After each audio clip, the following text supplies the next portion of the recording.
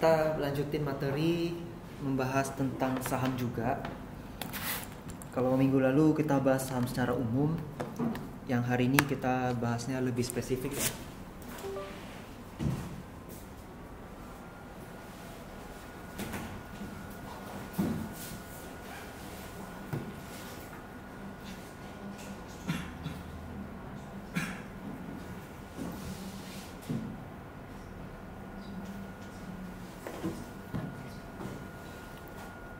Ini ada yang namanya sekuritas dilutif atau saham dilusi.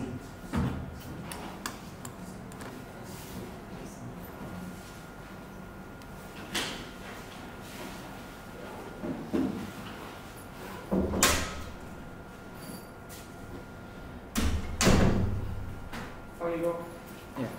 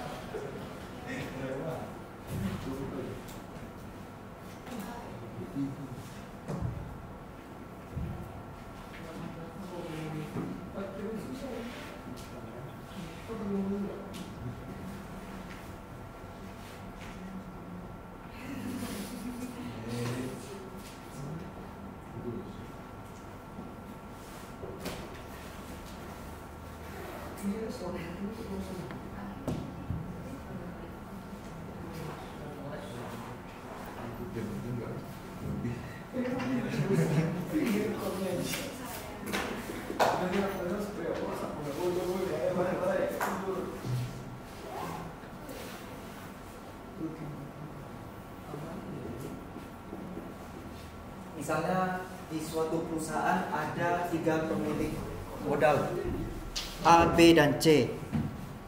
Si A punya saham sebanyak 50 lembar, B 30, C 20. Berarti di sini dia punya saham 50%, 30%, 20%. Kemudian rupanya dia kekurangan modal. Boleh kan dia nerbitin saham baru? Ya terbitin lah 50 lembar lagi. Si A, B, dan C itu diberikan pilihan untuk membeli sahamnya. Kalau dia beli dengan proporsi yang sama berarti nggak ada masalah kan? Ya. Kalau misalnya dia tidak membeli, berarti dia jadi punya orang baru kan? Ya. Punya si D 50 lembar. Totalnya sekarang menjadi 150 lembar. Si A jadinya enggak 50% lagi, 50 dibagi 150, 33,3%. Ini menjadi 20%, ini 13,3%, ini jadi 33,3%.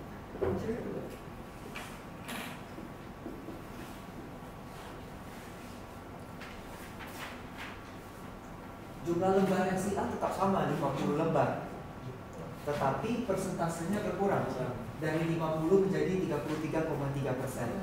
B dan C juga mengalami hal yang sama. Ya.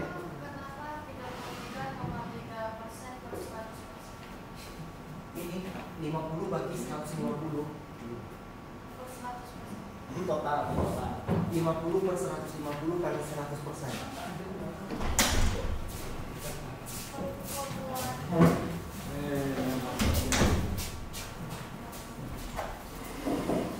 Jadi jumlah lembar sahamnya tetap, tapi persentase sahamnya yang berkurang.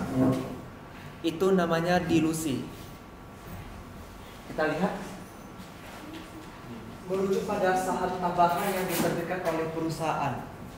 Dia nerbitin 50 kan, tambahan 50 lembar. Mengurangi kepemilikan relatif dari pemegang saham yang sudah ada. Si A, B, C sahamnya berkurang ya. Berarti udah cocok definisi dengan penjelasan hitungan tadi? Ya. Oke. Saham dilusi dihitung dengan metode treasury stock. Jadi metode treasury stock yang kemarin kita pelajari itu sama, bisa dipakai juga.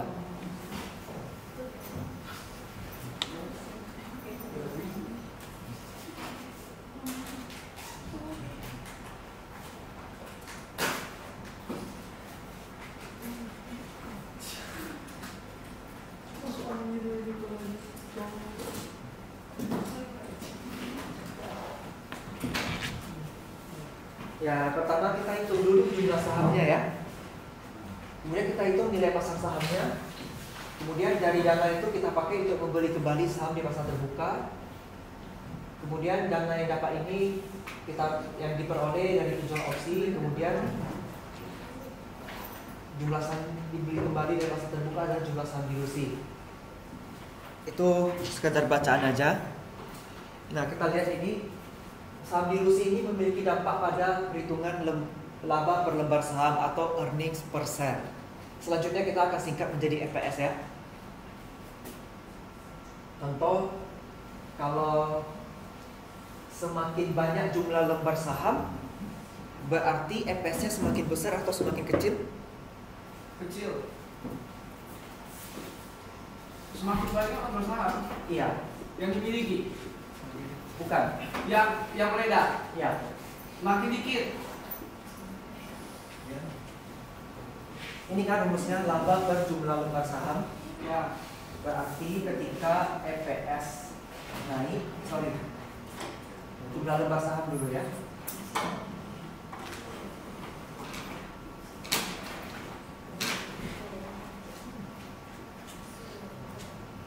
Ketika dia naik, maka EPS-nya akan turun. Tapi ketika jumlah lembar sahamnya turun, EPS-nya akan naik.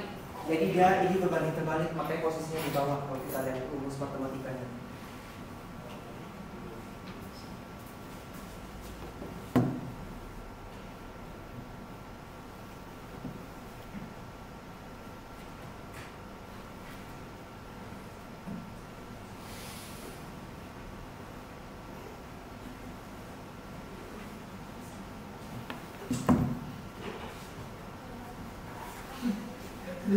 Ini contoh, misalnya perusahaan punya 100.000 lembar saham. Kemudian dia memiliki 10.000 opsi. Harga pelaksanaan 20, harga pasar 30. Oke. 10.000 opsi ini bisa dikonversikan menjadi satu lembar saham. Berarti 10.000 kali 1 jadinya 10.000 lembar saham. Jadi satu opsi itu satu saham. Nilai pasarnya sekarang 20 ya. Nilai yang akan dilaksanakan 20, nilai pasar 30. Dana yang kita peroleh berarti 20 kali 10.000, dapat 200.000. 200.000 ini kita pakai untuk membeli saham di pasar terbuka. Tadi harga sahamnya 30 kan, harga pasar. Berarti 200.000 kita bagi 30. Jadinya kita mendapatkan 6.667 lembar saham. Sampai di sini ada yang mau ditanyakan dulu?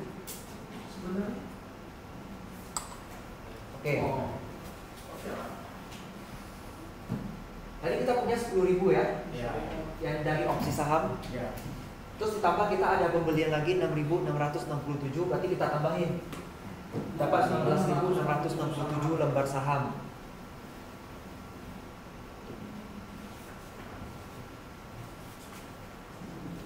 Misalnya perusahaan punya laba 500.000.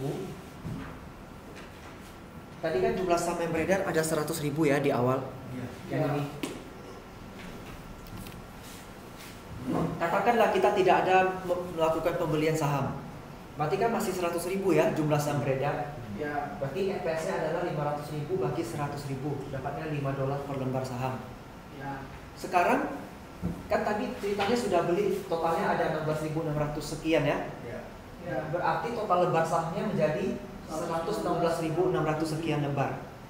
500.000 kita bagilah dengan angka saham yang baru. Lembar saham $4,28 per saham. Ya, berarti ini menandakan semakin banyak jumlah lembar saham, EPS semakin turun. Bisa dipahami untuk yang ini? Ya. Kalau ada yang bingung, tanya aja nggak apa-apa. Ya saya pasti webpage tanyanya pas sudah di akhir. Itu dia. Langsung keluar bahasa Cina.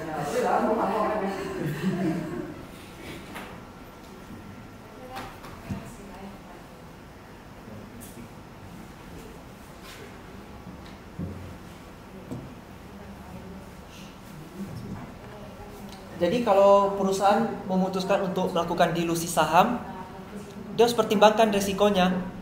EPS-nya akan jadi semakin kecil. EPS itu kan indikator laba perusahaan ya. Kita tentu mau laba perusahaan kita itu bagus. Sebenarnya labanya sama, tapi laba per lembar sahamnya jadi berkurang. Itu akan dipertimbangkan oleh investor. Artinya satu lembar saham saya itu bernilai labanya sekian, $4,28. Kalau sebelum dilusi satu saham saya itu nilainya $5 labanya. Ya tentu saya lebih suka yang $5 kan. Makanya dilusi itu harus betul-betul diperhitungkan. Terus dampak dan risikonya ke investor bagaimana? Ada yang mau ditanyakan tentang saham dilusi sebelum kita masuk ke waran? Ya, saham dilusi itu bisa dilakukan saat kapan? Saat perusahaan mau menerbitkan saham baru, kalau si ABC-nya memutuskan tidak mau beli, ya udah berarti dia lempar ke orang lain kan? Ya.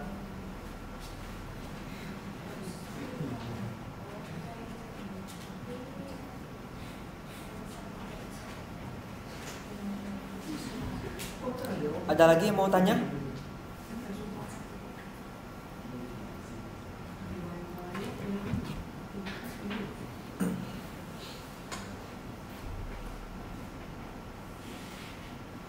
Intinya gitu ya. Yang lain intinya gimana? Intinya ya gitu.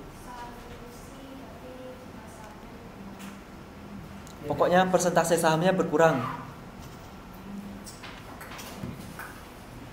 Ya gitu lah.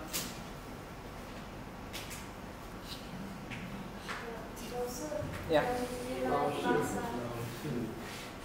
Jadi maksud laba perusahaan dilusi itu berarti apa ya?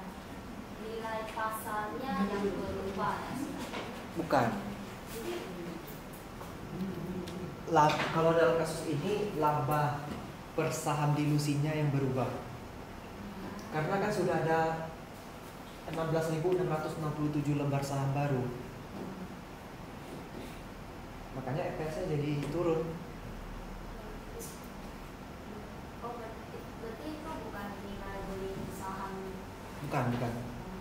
Itu earnings per share. Tapi itu secara kena berapa? Laba tetap sama 500.000, tapi laba per lembarnya yang berubah. Per lembar. Hitungan per lembarnya berubah. Berarti harusnya berkurang. Iya, jadi berkurang kan? Karena semakin banyak jumlah lembar, berarti kan semakin kecil yang porsi kitanya. Oh, berarti bukan nilai beli per lembar saham itu. Oh, itu nggak ada kaitan ke sana. Oh. Kalau contoh yang hitungan ini kebetulan harga beli saham kembalinya 30, cuman itu nggak ada kaitan ke sininya. Yang kita fokuskan di EPS-nya dulu, laba per lembar sahamnya. Laba per lembar saham dengan harga per lembar saham beda ya. Bedanya gimana sih? Laba itu kan dari laporan laba rugi. Untungnya berapa atau ruginya berapa dibagi dengan jumlah lembar saham. Kalau harga pasar per lembar saham itu kan kalau kita transaksi di bursa.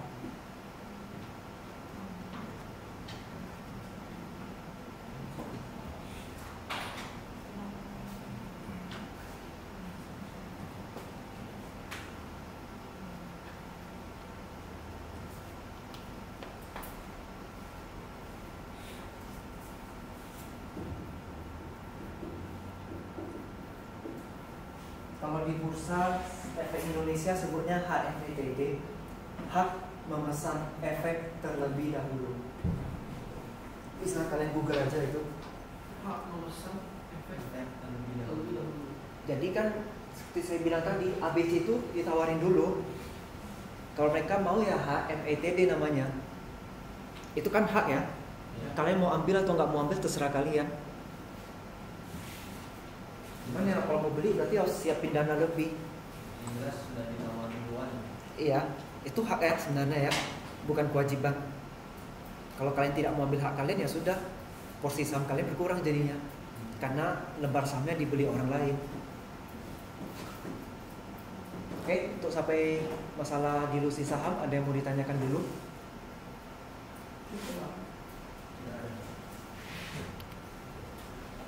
Berikutnya waran. Ini juga hak ya, hak kepada pemegang waran untuk membeli saham perusahaan dengan harga tertentu dan dalam jangka waktu tertentu. Ini sering ditawarkan untuk investor, bisa di obligasi, bisa di saham. Tujuannya sama untuk menghimpun dana juga. Misalnya ada perusahaan ABCD. Ingat, ini catatannya adalah saya harus punya perusahaannya terlebih dahulu. Artinya saya sudah ada membeli sahamnya.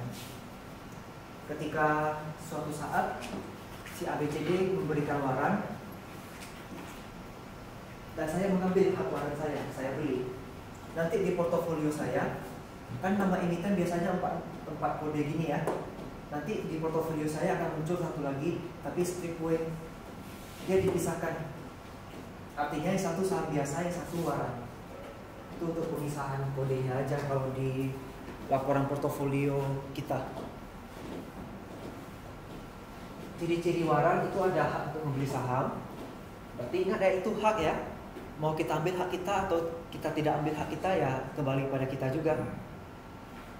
Itu ada jangka waktunya dengan harga yang telah ditentukan. Kemudian waktu pelaksanaan itu ada dari kapan sampai kapan, tergantung perusahaan yang menerbitkan waran. Kemudian harga pelaksanaan itu juga ditentukan oleh si perusahaan yang bersangkutan. Kemudian bisa diperdagangkan. Kalau sudah kita beli, boleh kan kita jual lagi. Makanya bisa diperdagangkan. Diperdagangkan ini nanti bisa untung bisa rugi kan? Iya. Kalau potensi keuntungan ya berarti harga jualnya lebih tinggi dari harga beli. Kalau dia kerugian berarti harga jualnya lebih rendah dari harga beli. Waran juga punya risiko. Jika dia tidak mencapai atau melebihi harga pelaksana pada saat waran kadaluarsa, dia tidak dapat untung, dia malah rugi. Makanya ini perlu dianalisis risiko dan kita hitung potensi keuntungan kita di masa depan, kira-kira layak nggak ya kita beli waran ini.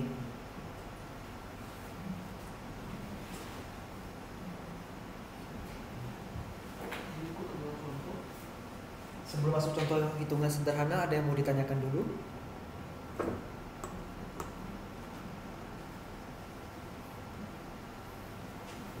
Tidak ada ya, karena mau cepat selesai kan? Ya? Enggak sih.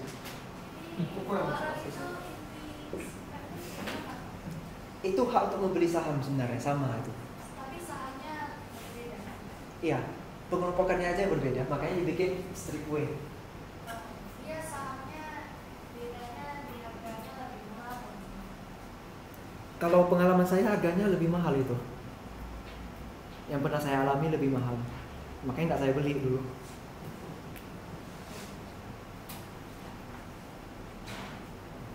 Lebih jelasnya ke manajemen keuangan aja ya. Di atas itu lantai 5. Iya, Miss Stefania di lantai 5 tuh. Silakan di lantai 5 sekarang juga. Beatrice. Biar langsung yudisium aja. Langsung SD. Langsung lulus aja udah. Boleh ya? Boleh. Kalau boleh mau langsung. Boleh. Boleh tapi IP-nya 2 aja. Itu nggak lulus. Soalnya masih setengah semester. Kenapa mau tembus ke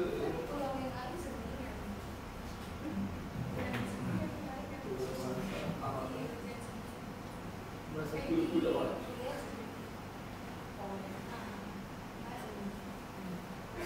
Mesti kayak gitu kan? Si Pablo dengan bahasa Cina mesti lari. Bahasa foto film Tiongkok aja. Tinggal action-actionnya. Sekarang kan menjunjung tinggi nilai nasionalis. Kita menjunjung tinggi nilai nasionalis. Menggunakan bahasa Indonesia dalam kehidupan sehari-hari. Loh, sumpah pemuda. Satu, kami bersumpah.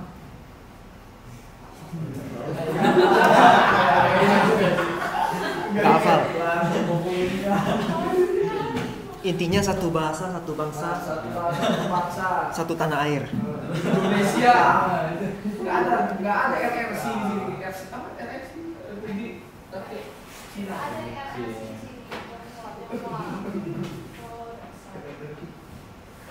Oke,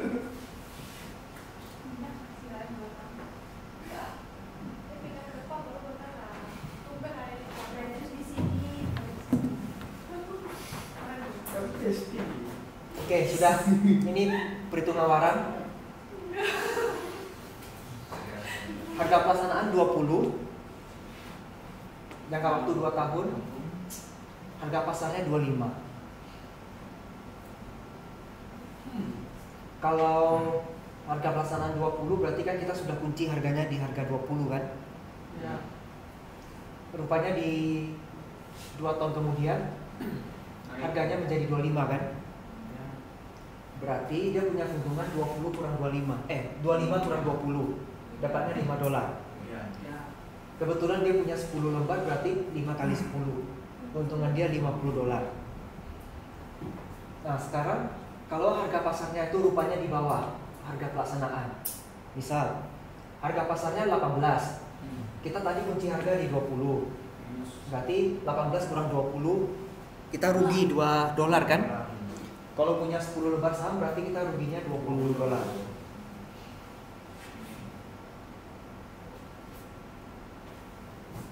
Udah, itu aja waran. Nah, itu aja. Beda dari harga saja. Iya. Berarti kalau dijual gitu kok, nanti bisa orang beli lagi gitu kan? Atau gimana tuh maksudnya? Kayak dari Iya. dijual tetap kayak dijual juga. Iya. Kalau kita mau jual tentu harus ada yang beli. Namanya tetap strip point. Iya, tetap. Tidak akan berubah kecuali ada kebijakan dari perusahaan untuk mengkonversinya menjadi saham biasa. Gimana seperti ini kita cari.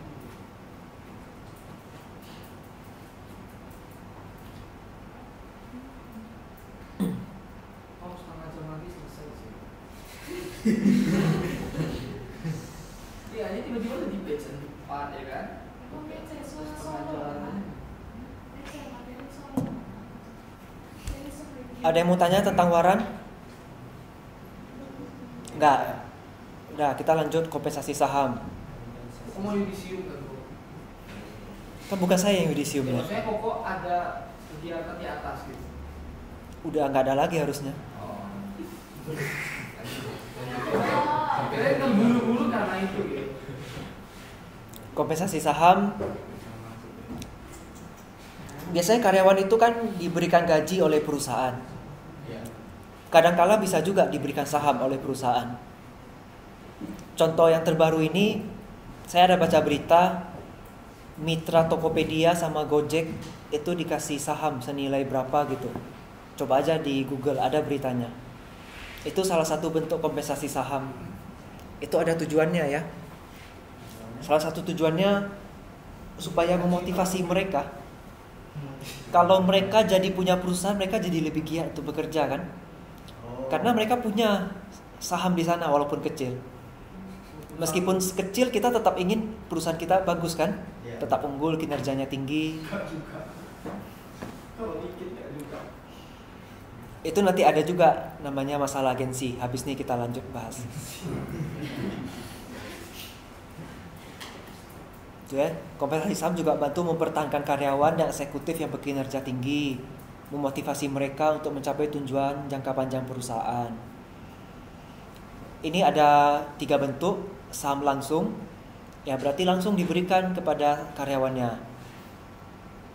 Yang kedua itu melalui opsi. Opsi berarti pilihan ya. Dia mau beli atau enggak itu tergantung dia. Yang ketiga itu saham terbatas. Itu ditentukan periode waktunya. Itu ada istilahnya periode vesting ya. Periode vesting itu periode yang kita kunci. Misal, dia harus kerja 10 tahun dulu baru kita kasih saham dari perusahaan. Kadang-kala kita lihat juga ya, kalau perusahaan-perusahaan yang besar, ketika karyawannya pensiun, mobil dinasnya kasih ke dia. Nah, itu kan bisa juga. Itu kompensasi dalam bentuk lain. Nah, kompensasi saham juga ada yang seperti itu. Kerjalah dulu berapa tahun baru dikasih saham oleh perusahaannya. Ini ada kelebihan, ada kekurangan. Kalau kelebihannya tadi jelas ya, bisa memotivasi. Kemudian kekurangannya Ini ada masalah akuntansi seperti pengakuan biaya kompensasi saham. Kompensasi saham ini mau dibebankan sebagai biaya gaji, tunjangan, atau beban lain-lain, atau bagaimana perlakuannya.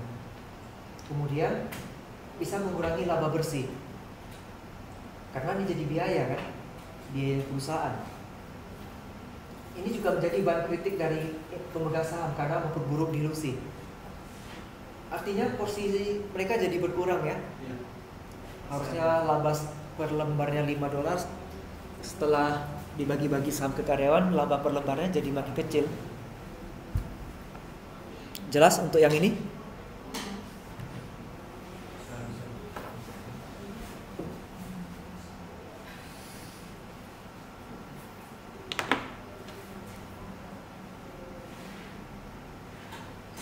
Earnings per share.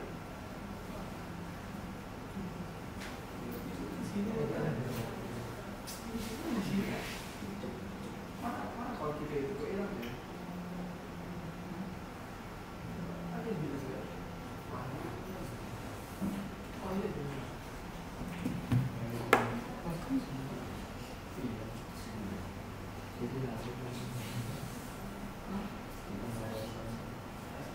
Kemudian kita lanjut bahas masalah agensi.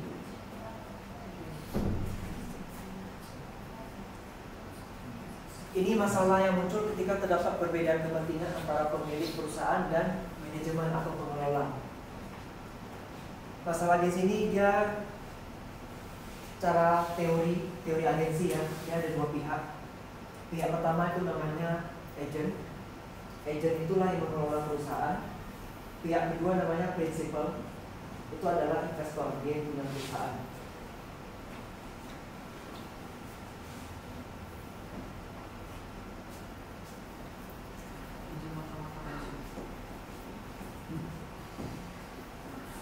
Ini bisa menimbulkan masalah informasi asimetris. Symmetrical information. Kalau simetris, ibarat bulan ini kalau kita bagi dua, 50-50 ya, posisinya sama besar. Adil. Tapi kalau yang asimetris, misalnya ini, 2080. ada yang dapat lebih kecil, ada yang dapat lebih besar ya. Ya. Ini namanya asimetris. Kira-kira si agent atau si prinsipal dan informasinya lebih banyak? Principal. Yang punya informasi lebih banyak adalah orang yang mengelola perusahaan secara langsung. Agent. Tapi sini adalah agentnya. Agent asuransi. Ini prinsipal. Agent CIA. Saya nggak tahu kenapa disebut prinsipal, padahal itu kepala sekolah artinya kan. Tapi itulah teorinya bilangnya prinsipal. Sebenarnya prinsipalnya mengacu kepada investor itu. Mungkin karena dia menegakkan gitu. Bisa jadi. Menegakkan prinsip-prinsip yang ada. Jadi ada masalah agensi. Mereka pengelola, mereka terima gaji. Terus mereka juga punya saham. Ya bisa aja saya bikin gaji saya sendiri sebagai manajer tinggi. Ya saya enak dong terima gaji iya, punya saham iya, kalau ada pembagian dividen juga saya dapat. Tapi kinerja perusahaannya bagaimana? Apakah betul dia kelola dengan baik perusahaan ini? Si investor nggak percaya kan?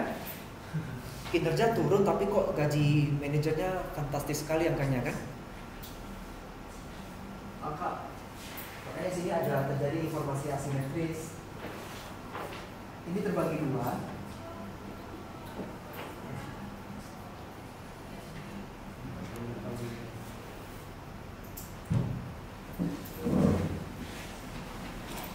Yang pertama namanya moral hazard, yang kedua namanya adverse selection.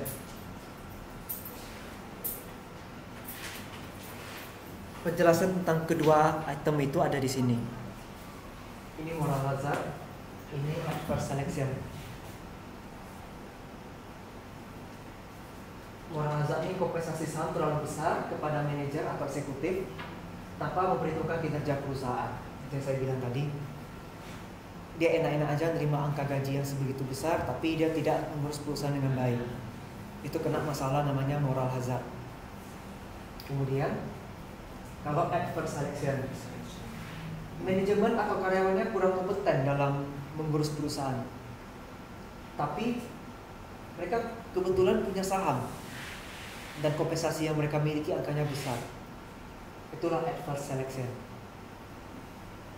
Kemudian yang ketiga ada masalah yang namanya monitoring.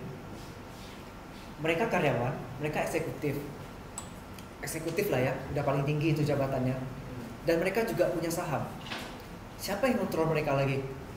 Investor kan tidak setiap hari di perusahaan. Investor kan tidak langsung turun ke dalam perusahaan. Jadi nggak ada yang ngawasin mereka dong.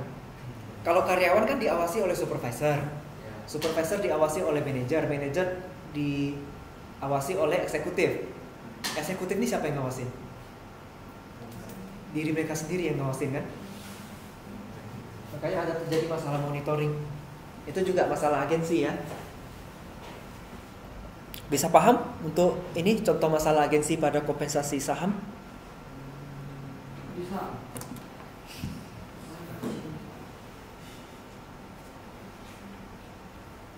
Bisa. Ada yang mau ditanyakan dulu?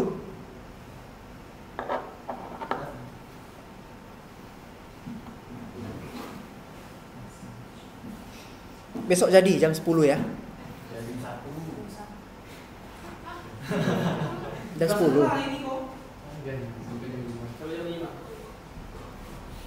Jam 10 kan besok?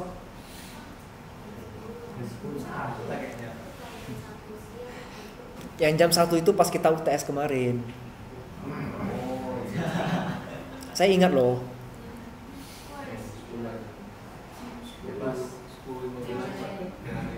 Langsung gas hari ini. Emang jam 1 nggak kuliah? Enggak. Itu enggak ada. Absen only. Bapaknya lagi sibuk jadi sium sampai jam 5 sore. Oh, ini dia TBK dia ternyata bapak itu. Pak Yusrizal. Sibuk ya. Ya itu kan hanya buka absen saja. Iya sih. Kita gas aja nih sampai jam 12, 2 pertemuan. Emang mau? Satu pertemuan 1 jam. Sampai jam 12 ya? 12.30 lah atau jam 1 gitu. Kalau memang mau. Ya, udah saja. Hari ini selesaikan kan? Apain lagi datang 2 kali itu? Hari ini selesai, udah berpisah kita. Langsung play. Nantilah kita bahas, kita lanjut nih dulu. Ini ada yang mau ditanyakan nggak tentang kompensasi saham? Tapi Fajar ada yang belum offline. Iya, ada ini tapi. Biar besok. Coba balik besok. Ini kok besok gue enggak? Tanya ada dulu. Pokoknya dia mau TBK. Aja dulu ini. Gak boleh main HP kalau dia mau TBK tuh. Ya nanti malam kan bisa baca. Iya nanti malam. Dia udah keburu. Kenapa nggak langsung jumpai bapaknya aja di bawah? Di lantai 2. Matris dia mau, dia penasaran. Matris turun matris. Bapaknya juga nggak mungkin di ruangan terus kan? Evaluasi. Mungkin sih. Dia pasti akan keluar itu. Untuk sholat, untuk ke toilet, untuk makan. Jadi nggak mungkin di ruangan terus. Oke. Kalau untuk mengatasi masalah ini kita bisa pakai mekanisme pengawasan. Tergantunglah perusahaan bikin mekanismenya seperti apa. Kemudian penggunaan rasio. Misalnya gaji itu maksimal sekian persen dari total biaya, atau gaji itu maksimal berapa persen dari omset. Itu jadi lebih terukur kan dan lebih terarah. Ya. Kemudian masalah opsi saham itu dibuat lebih terbatas, jadi nggak semuanya berhak punya opsi. Kemudian lakukan persyaratan vesting, misalnya dikunci harus sekian lama dulu baru kita bisa diberikan opsi, supaya memastikan karyawan ini yang menerima kompensasi saham di masa depan itu betul-betul bekerja dengan baik, nggak ngasal-ngasalan menerima gaji dengan angka yang besar. Oke, ini earnings per share. Ini kan earnings per share-nya untuk yang dilusi kan? Kan udah sempat kita bahas di sana. Berarti nggak usah bahas lagi ya. Nah, ini kan enak, cepat selesai. Mungkin saya dosen yang paling mau cepat selesai kan? Iya, kita menjunjung tinggi Vivo. Supaya cepat berpisah. Dosen-dosen lain dia OVO.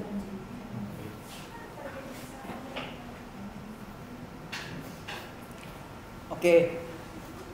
Waran sudah, dilusi sudah, EPS, kemudian kompensasi saham. Yang terakhir ini option namanya. Option itu artinya pilihan ya. Kita diberikan hak juga itu untuk membeli. Option itu bisa berupa saham, obligasi, komoditas, atau pasar uang. Umumnya sih saham ya. Ada dua jenis, call option dan put option. Biar gampang, call itu artinya beli, put itu artinya jual. Nah, definisinya silakan dibaca sendiri karena definisinya agak bingung kalau dibaca.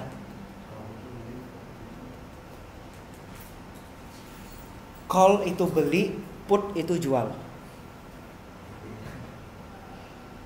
Kemudian dalam beli option itu ada biaya premi. Biar lebih gampang nanti ada hitungannya masalah premi. Option digunakan oleh investor dan trader sebagai alat mengelola risiko dan memanfaatkan peluang pasar. Ini bisa untuk melindungi diri dari penurunan harga saham yang tiba-tiba.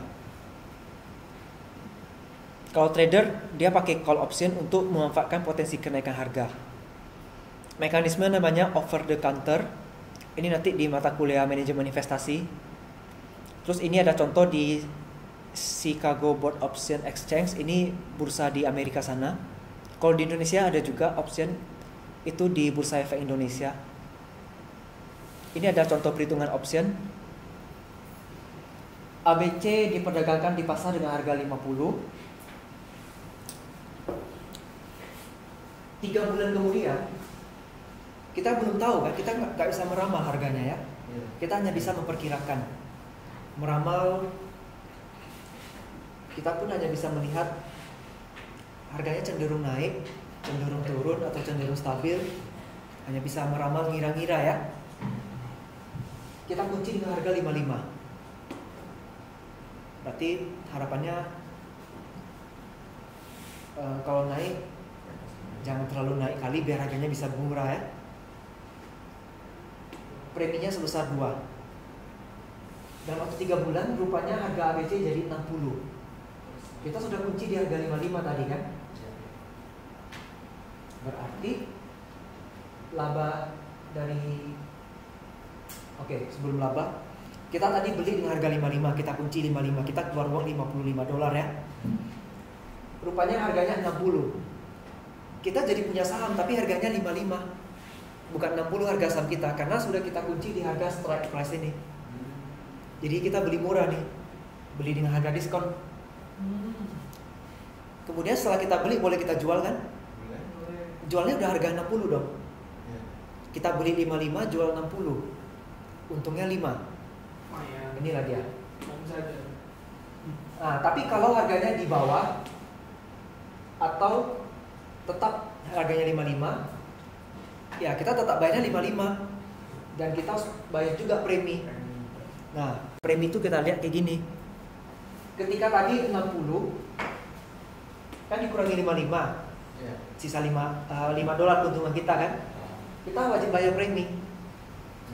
Minus $2 jadinya keuntungan bersih kita $3. Paham maksudnya premi di sini? Itu jadi biaya untuk si brokernya ya. Ya, broker. Kalau dia harganya sama atau lebih rendah ya 55 tetap kita bayar. Cuma kita harus tambah bayar premi $2. Ini kayak asuransi gitu ya. Kalau asuransi kan ada premi yang harus dibayar setiap bulan. Kalau misalnya kita pakai, ya kita nggak perlu bayar lagi. Misalnya asuransi kesehatan, ada rawat inap, kita bayar premi misalnya 500.000 udah 2 tahun. Berarti baru berapa itu? 500.000 6 juta kali 2, 12 juta. Kita udah bayar 12 juta biaya asuransi selama 2 tahun.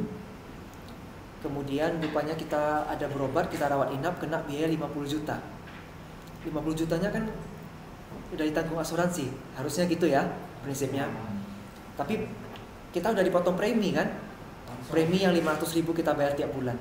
Nah itulah dia maksudnya premi di sini sama. Untuk bisa ngunci harganya itu kita harus bayar premi. Ya kita mau pakai itu rawat inap atau enggak rawat inap, ya tetap harus bayar kan preminya. Ya. Udah selesai. Lanjut. Udah, ini udah jam 10.52 nih. File selanjutnya kok. Masih yang tadi bahas. File sampai ke file paling terakhir. Kami akan mendengarkan dengan baik. Ada yang mau ditanyakan dulu? Yang sebelah kiri, siapa? Kubu sebelah kiri. Sesat bertanya. Sesat bertanya. Tidak bertanya, sesat bertanya.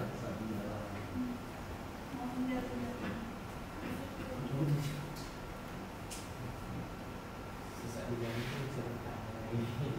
Sesat di jalan. Malu bertanya sesat di jalan. Sesat di jalan. Kalau sesat di jalan ya jalan-jalan. Tetris. Nasi udah jadi bubur. Kalau udah jadi bubur, mana bisa lagi?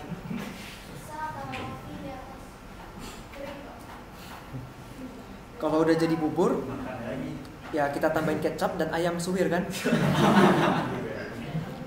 Aduh, lapar. Ketika hidup itu asamnya seperti lemon. Kalau kita diberikan lemon ya kita jadikan jus lemon kan? Ya. When life gives you lemon, you make a lemonade. Kita tidak akan tahu diri kita kuat sampai kita terpaksa menjadi kuat kan? Ya. Ini Pas lagi. belajar akuntansi malah jadi belajar filosofi kehidupan. Itu sepaket loh. Bicara soal lemon, Dealing the intrinsic. lemon itu akuntansi loh sebenarnya. Kalian cek aja lemon problem. Cek aja di Google lemon problem. Ada itu, saya nggak bohong loh. Lemon. Lemon problem. Ketik aja di Google. Lemon problem itu kaitannya dengan agensi juga. Investment or product due to the asymmetric information available to the buyer and seller. Nah ya, betul kan? Menarik. Contoh kasusnya kalau yang paling terkenal itu jual beli mobil second. Wahyu nggak ada pula ya. Lagi di basket ya. Dia lagi di Dumai katanya tadi. Iya itu basket tuh. Lagi nego deh. Tapi untung juga dia nggak ada, karena kalau saya cerita lemon problem terbongkar nanti bisnis dia. Waduh. Kan lemon problem ini masalah informasi asimetri kan? Ya. Pembeli dan penjual mobil bekas kan Pembelinya nggak tahu. beda informasinya. Kalau rusak. Yang lebih banyak informasi kan si penjual mobil bekasnya. Sebenarnya dia rusak tapi dia diam aja. Jadi dia nggak kasih tahu ke pembelinya Iya. kalau rupanya ada bagian-bagian tertentu yang ada masalah. Tapi dia nggak mau kurangin harga. Nah itulah dia lemon problem. Disitulah untungnya. Kita si pembeli dapatnya asamnya aja. Kita terbeli lemon asam. Itu ya. Itu konsep sederhana dari lemon problem. Menarik. Sisi gelap. Dark side.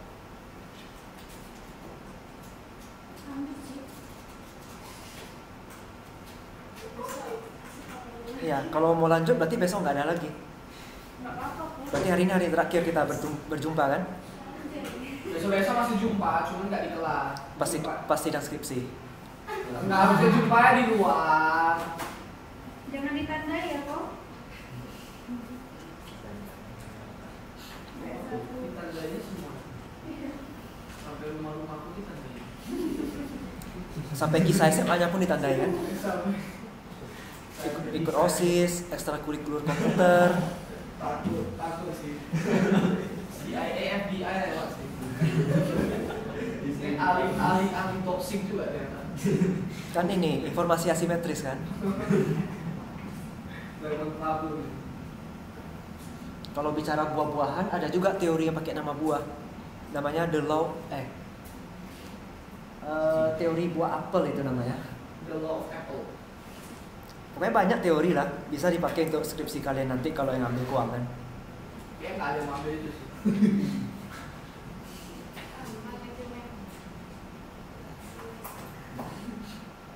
Harga 1 kilo apel di sini katakanlah 50.000. Di Amerika harga 1 kilo apel adalah 55.000. Padahal sama-sama 1 kilo kan, apel yang sama jenis persis tipenya. Karena terjadi perbedaan harga, disitulah timbul yang namanya kurs. Itulah dasarnya timbulnya kurs. Teorinya pakai contoh buah apel.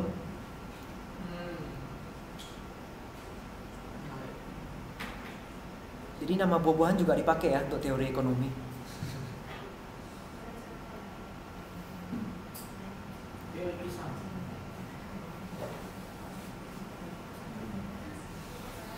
Teori gravitasi juga pakai buah apel kan.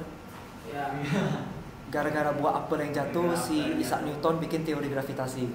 Teori kehidupan juga pakai apel. Itu Adam dan Hawa ya. Kan teori juga loh. Ya. Teori kehidupan. Orang bilang coba Isaac Newton tuh kejatuhan buah durian. Udah mati dia. Gak ada teori gravitasi kan? Insan dia udah. Udah dibawa ke rumah sakit ya. Masuk amnesia dia. Yuk tangan-tangan yuk. Oke, ada yang mau dilanjutin enggak? Mas, ini ada yang mau ditanya tentang saham? Apa itu? Materi baru. Serius nih, satu jam gini langsung kita lanjut materi baru. Serius, kenapa kak? Kenapa harus bercanda? Hidup ini udah terlalu lucu untuk dibercanda. Kalian bawa KRS? Aduh, kak. Ya udah langsung.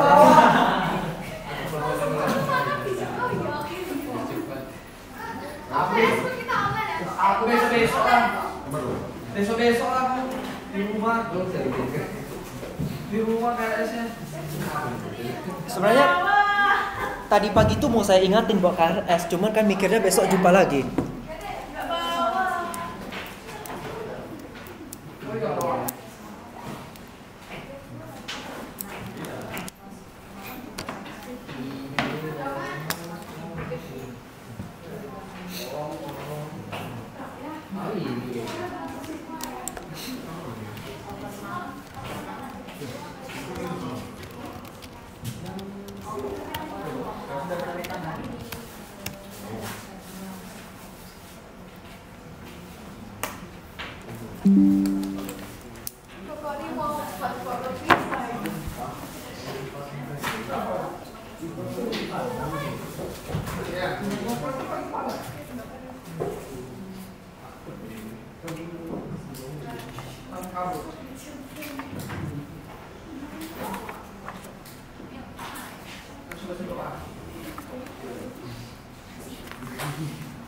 Tapi si Popinya besok aja lah ya. Jangan di hari yang sama, nanti mencurigakan.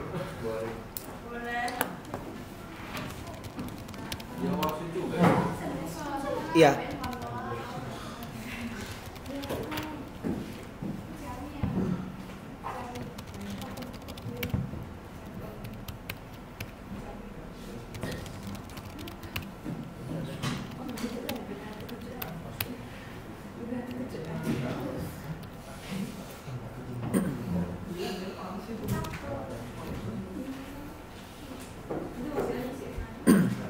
Oke, kita lanjut pertemuan materi berikutnya ya. Berikutnya kita bahas tentang investasi.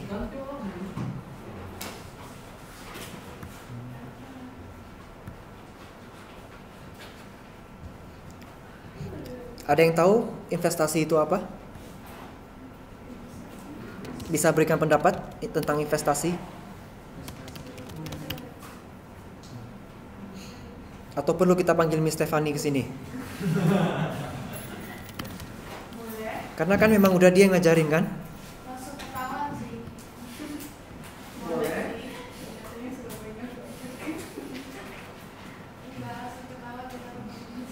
Berarti mak merahnya 2 kali teken ya?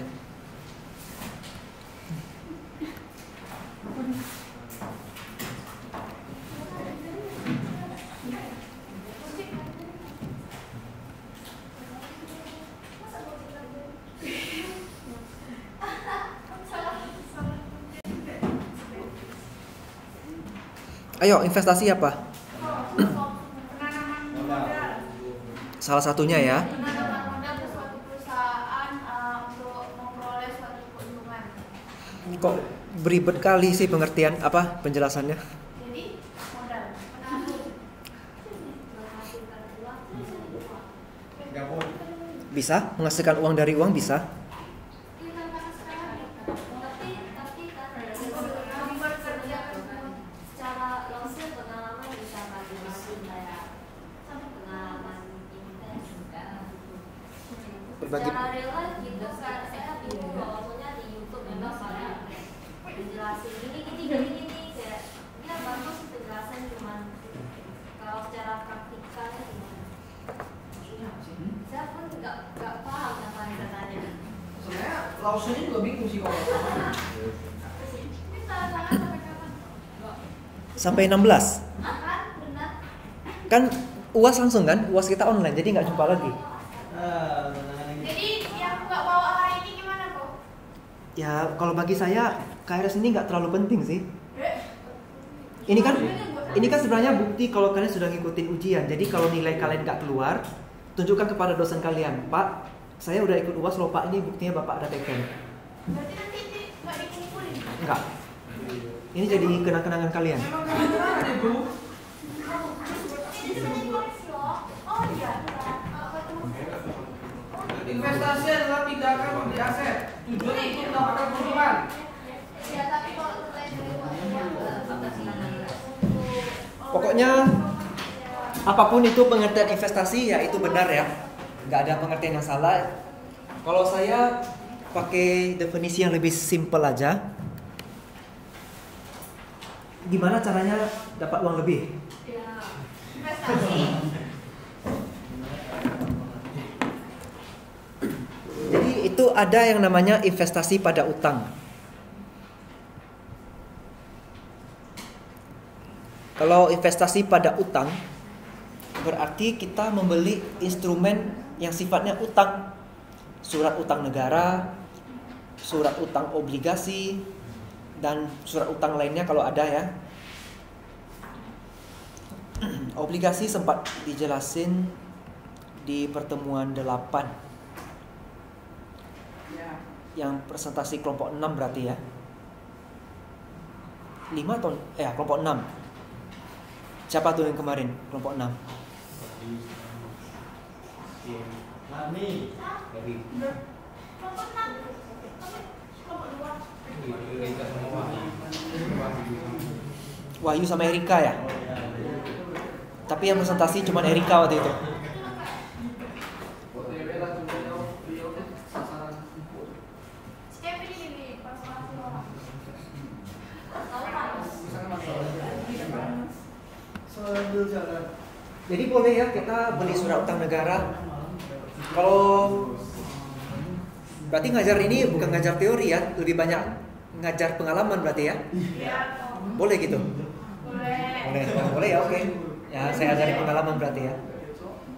Ini kan udah ada di Google Drive ya, tinggal kalian baca aja. Surat utang negara ada yang namanya ORI, Obligasi Republik Indonesia. Oh, ori ya ori. Ada yang Ori namanya 30. SR, suku Ritel. Saya nggak tahu udah sampai berapa serinya, saya nggak terlalu ngikutin. Apa ori 30 sih?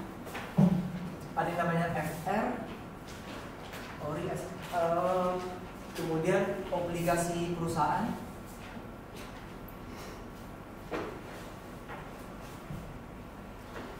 treasury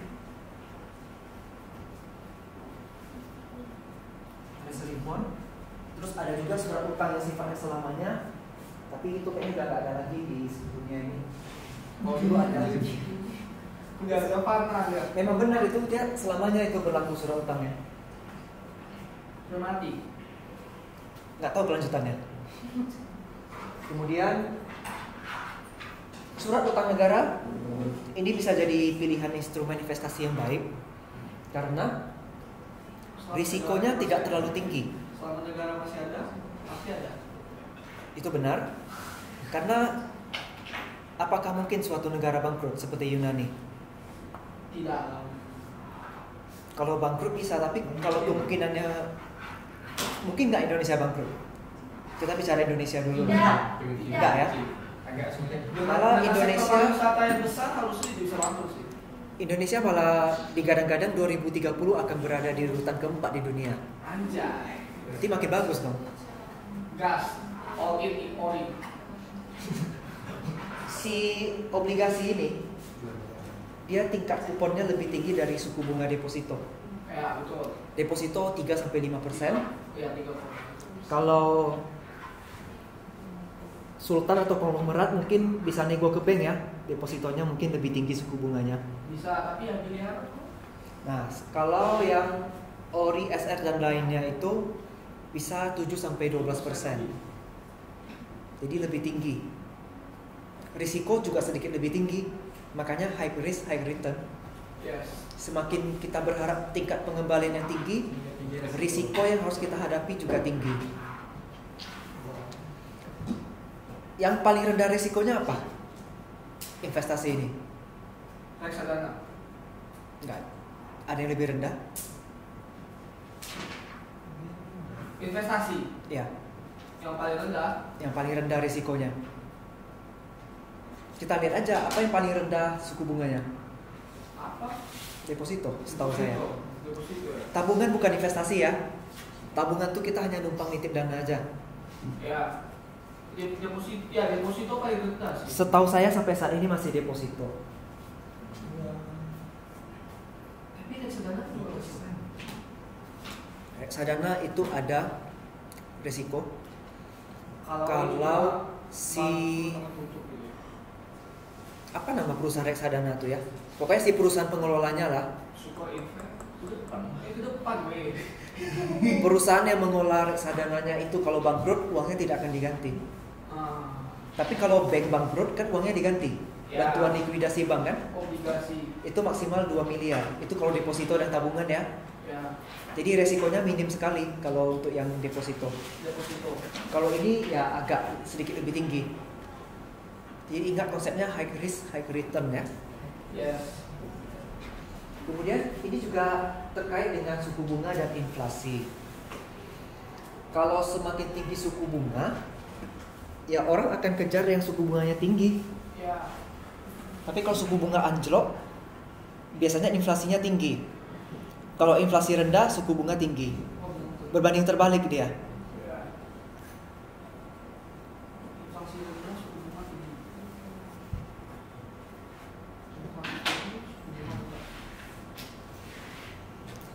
Misalnya seorang investor beli obligasi senilai 10.000, tingkat bunga 5%. Obligasi kadang bilangnya bunga, kadang bilangnya kupon ya, itu maknanya sama. Pernah saya jelasin kenapa disebut kupon?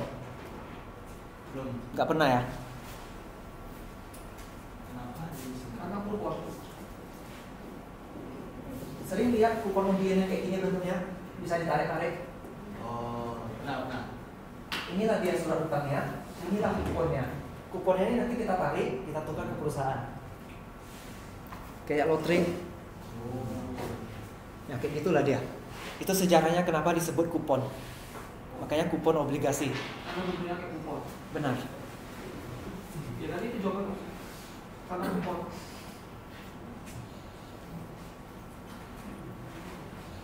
Berarti investor akan menerima $500 tiap tahun ya. Ya. Kan 5% kali 10.000. Ya.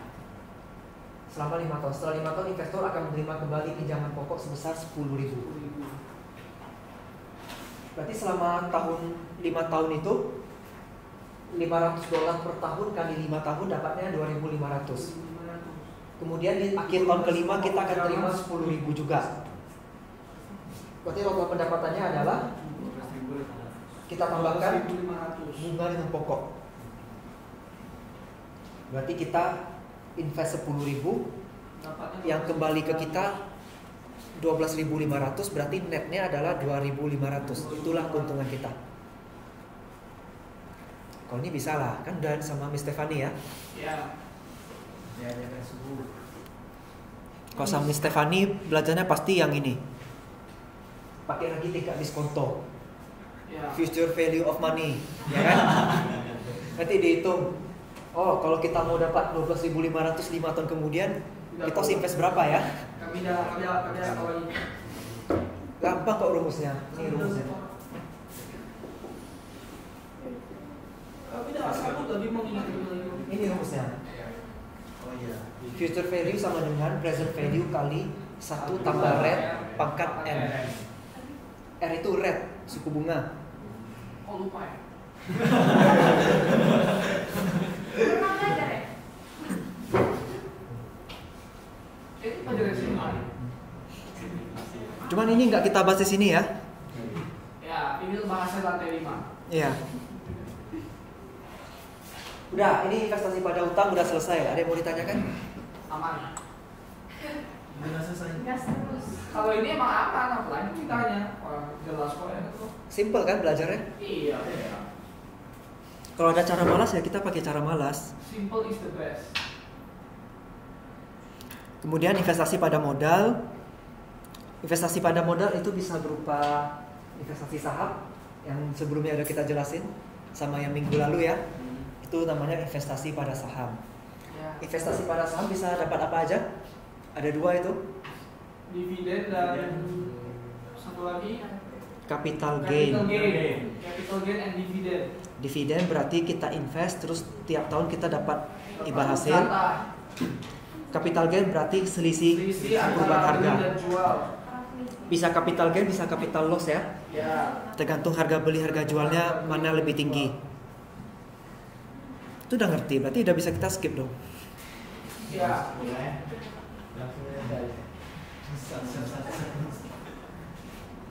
Skip. Nah ini yang namanya capital gain.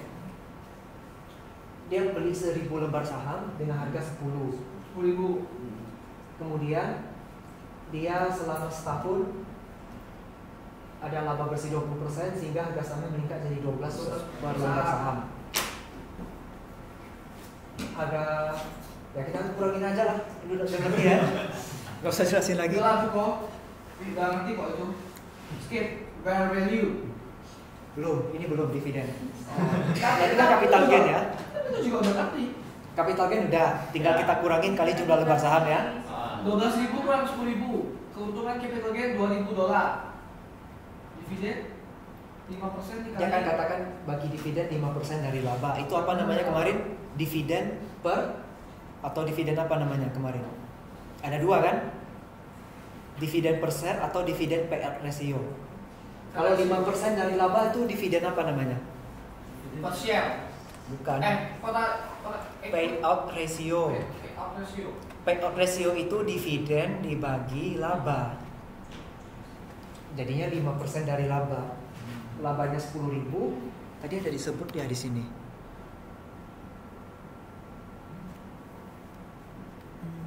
Berarti itu contoh tambahan nih. Tambahan keterangan di soal ya. Ya. Dia 5%, laba dia 10.000 berarti dividen yang diterima $500. Dari keuntungan investasi capital gain dia dapat 2.000, dari dividen dia dapat 500. Jadinya 2,5 keuntungan dia. Wow. Kalau secara hitungan ya enak, tapi kenyataannya nggak kayak gitu kan? Kenyataannya ya loss. Kenyataannya harus siap jantungan. Memang benar itu, harga akan gonjang-ganjing. Iya. Tiba-tiba nanti AS kelahi langsung turun. Kemudian fair value.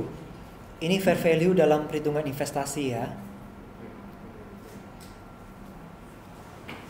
Kita harus memperhatikan kondisi pasar, kinerja, risiko, dan faktor-faktor ekonomi lainnya. Faktor ekonomi lainnya ini yang paling utama yang sifatnya makro dan juga yang sifatnya global. Contoh, ketika Inggris memutuskan keluar dari Uni Eropa itu sempat gonjang-ganjing. Perang dagang Tiongkok dan Amerika, perang Rusia dan Ukraina, itu beberapa contoh kejadian ekonomi makro yang sifatnya global ya, semuanya kena. Sama pandemi COVID juga. Sesuatu yang bersifat masif dan destruktif.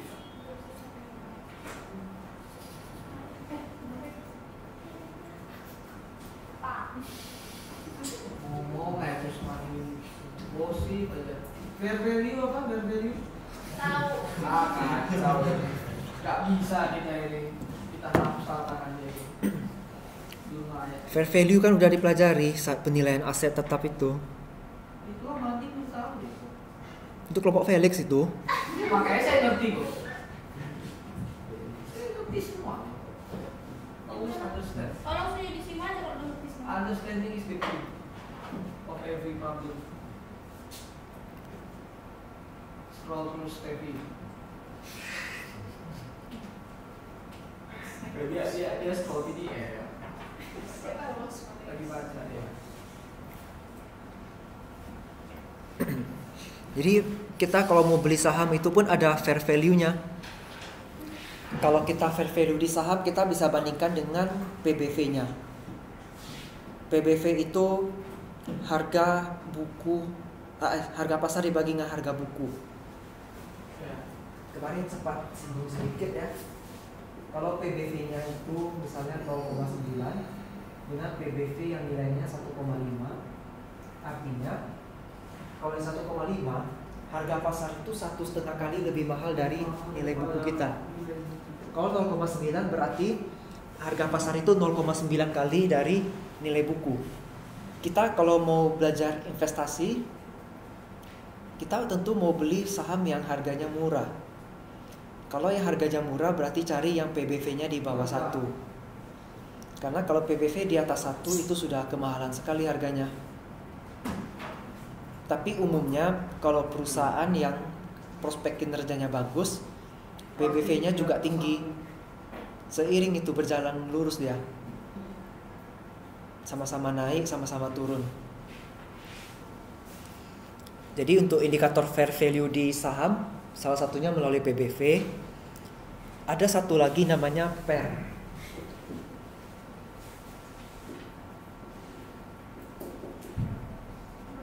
Price earning ratio. Ini harga pasar dibagi EPS. Ini juga bisa menentukan fair value dari si instrumen investasi saham. Caranya kita bandingkan harga pasar dengan laba. Ini catatannya per lembar ya berarti ya. Harga pasar per lembar. Per share. Misal harga pasarnya 10.000. Earning per share-nya 1.000. Berarti 10 kali nilainya ya. 10 kali price. Artinya EPS ini kan hitungannya tahunan kan. Kalau kita beli dengan harga 10.000 saat ini, dengan asumsi lain dianggap tetap, artinya labanya tetap konstan 1.000 per lembar saham, maka kita butuh waktu 10 tahun untuk balik modal. Paham maksudnya?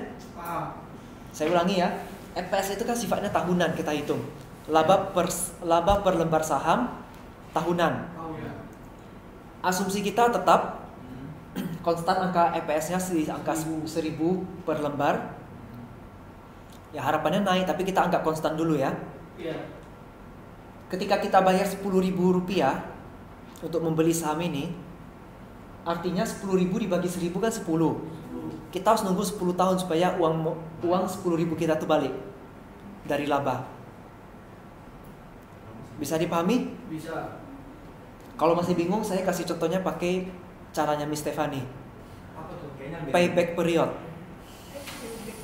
Kayaknya Lebih rumit payback period kan? Payback period itu kan kita, misalnya kita bikin investasi sebesar 500 juta. Cash flow tahun pertama sekian, cash flow tahun kedua sekian. Sampai tahun keberapa baru kita balik modal, itu kan? Ya, ini artinya 10 kali. Artinya 10 tahun baru kita balik modal. Balik modal secara utuh ya. Sama dengan payback period artinya nih. Ini tak paling simpel. Lebih simpel penjelasan ini atau terserah kalian lah. Yang penting paham. Payback. Payback period ada 2 kan? Berapa? Payback period biasa dan payback period with discounted factor. Nah inilah dia, diskon arus kas. Jadi kita memperkirakan, misal harga saham sekarang ini 10.000. Dengan kondisi ekonomi yang sekian-sekian, suku bunga sekian, kira-kira berapa ya harga saham ini di 5 tahun ke depan? Kita pakai discounted factor ini. arus kas, diskon arus kas. Baliknya ke sini. Kan bisa kan dihitung kalau nilai sekarang 10.000 dengan tingkat bunga sekian 5 tahun kemudian berapa harganya? Bisa. Pakailah rumus future value of money itu. Bisa lah ya, udah ngerti lah kalau itu ya. Kan kita sini hanya belajar metode dan prinsip kan? Ya. Bisa. Nah ini harga pasar saat ini 50. Setelah kita lakukan riset, kemudian penilaian fair value melalui future value of money itu, diperkirakan harga saham. Nah ini misalnya untuk 5 tahun kemudian adalah 60. Berarti dia bisa beli sekarang nih. Dia beli sekarang harga 50, potensi 5 tahun kemudian harganya 60. Bisa kita untungnya kalau kita jual nanti. Jadi kita memprediksi arus kas masa depan itu namanya future value of money. Terus ada juga yang namanya future value annuity, pernah dengar? Anuitas? Nah, Dari Miss Stefani juga. Perlu dijelaskan ulang. annuity itu pembayaran penerimaan teratur. Iya, sudah sifatnya teratur. Berarti masih ada yang lengket di pikiran kalian ya? Oh, kalau saya sih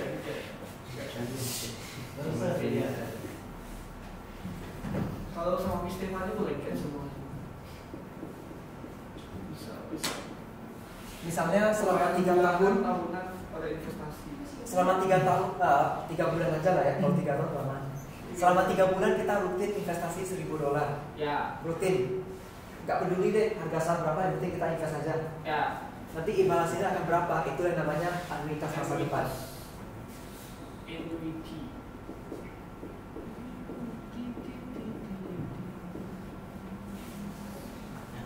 Kita rajin nabung $1.000 tiap bulan. Nanti di akhir bulan ke-12 uang kita jadinya berapa? Nggak 12.000 kan? Lebih lah. Pasti lebih karena ada suku bunga. Dengan catatan kita investasikan. Kalau kita diamin di bank yang ada berkurang, kena biaya administrasi. Terus kalau nggak bergerak kena biaya dorman. Itulah. Nah ini ada contoh sederhana untuk perhitungan fair value. Harga saham saat ini 100. Setelah dilakukan riset melalui perhitungan yang rumit, dikatakan fair value-nya adalah 120. Kalau kita membeli dengan harga 100, tetapi nilai sebenarnya dari saham itu adalah 120, berarti kita beli dengan harga diskon kan? Ya. Diskon harus terus. Nah ini ada perhitungannya pakai metode Gordon. Pernah dengar metode Gordon? Gordon Ramsay itu chef. Metode Gordon ini metode untuk penentuan nilai wajar dari saham, metode pertumbuhan. Evaluasi saham untuk mengestimasi nilai intrinsik suatu. Sama Miss Stefani nggak pernah ada ini ya? Ini enggak. Memang belum ya? Enggak sampai situ. Dia pakai dividen tuh rumusnya. Menghitung nilai saham dan dividen yang diharapkan.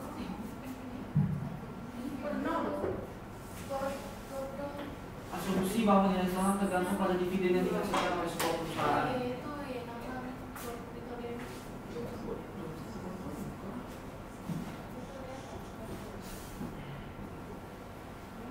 Metode Gordon.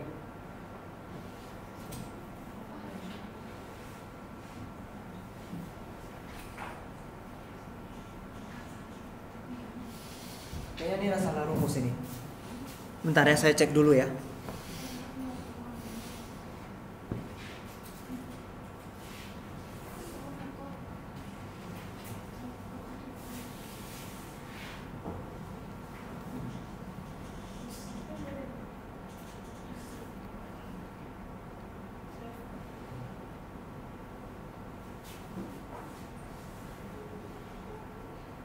Ya, jadi salah sebenarnya.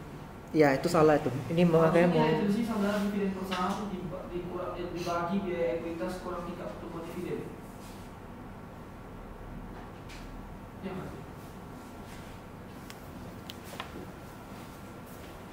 sorry ya, itu ada sedikit kesalahan rumus. Maksudnya nggak ada informasi mengenai tentang tingkat pertumbuhan dividen. Ada, namanya dividen yield. Dividen yield ya. Ini ada dividen dibagi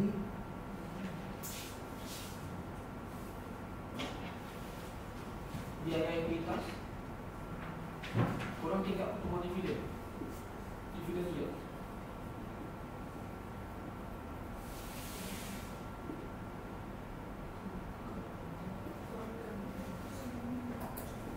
Jadi model pertumbuhan model pertumbuhan Gordon itu untuk menilai harga intrinsiknya dengan cara dividen dibagi tingkat pengembalian dikurangi dengan growth. Ini dikurangin dulu ya. Setelah dikurangin baru boleh dibagi. Dividennya 8. Tingkat pengembaliannya itu 10%, dikurangi 2%. 8 per 8%. Ini kan 8 per 100 ya. Berarti 8 kali 100 per 8.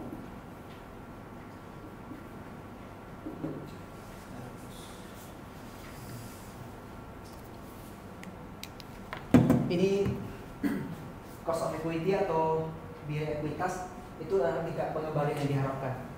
Kemudian growth-nya itu adalah 2%.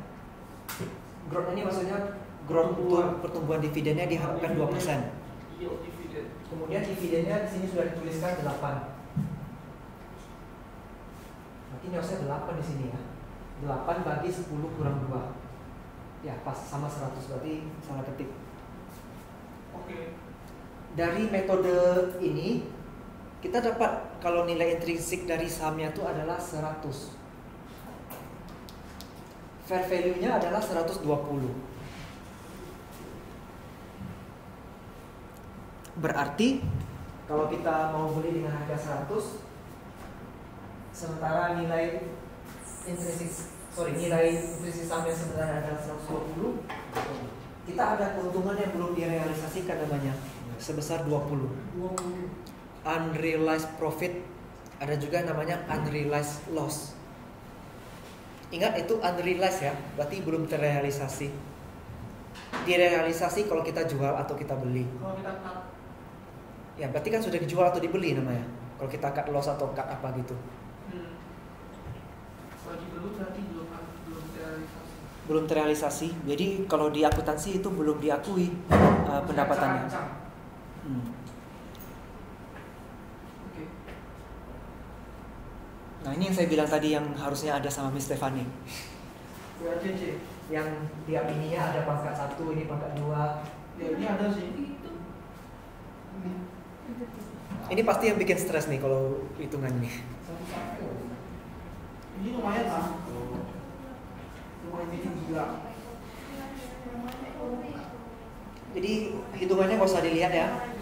Yang penting Dia dapat nilainya $134 per saham.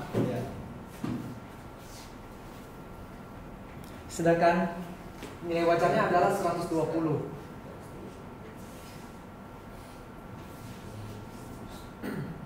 Harga saham perusahaan XYZ itu dihargai terlalu rendah dibandingkan nilai wajarnya. Berarti nilai wajarnya berarti 134 setelah pakai rumus. Rumus hitung nilai wajarnya pakai discounted factor ini.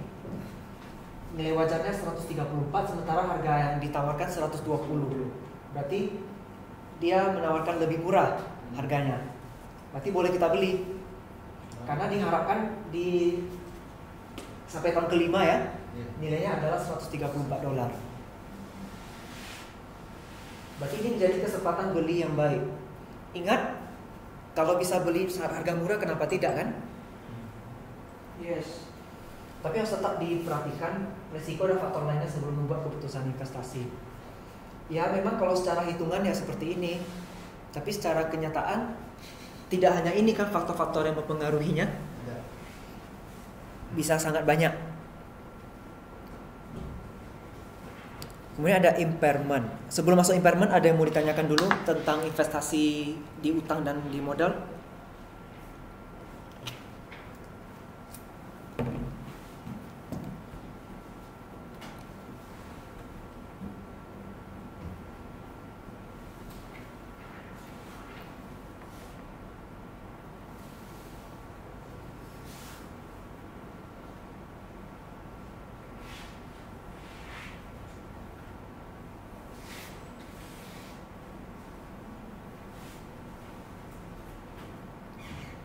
Silakan.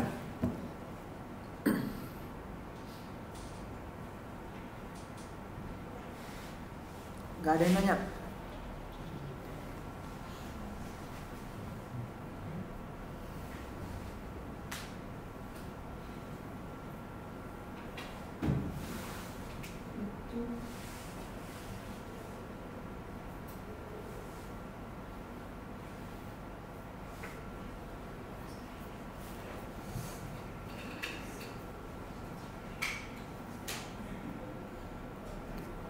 Oke, kita lanjut impairment. Impairment artinya penurunan nilai aset, tapi yang asetnya tidak berwujud ya.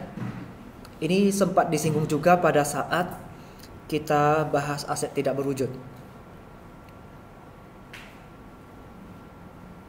Kelompok 5 berarti itu. Pertemuan 7.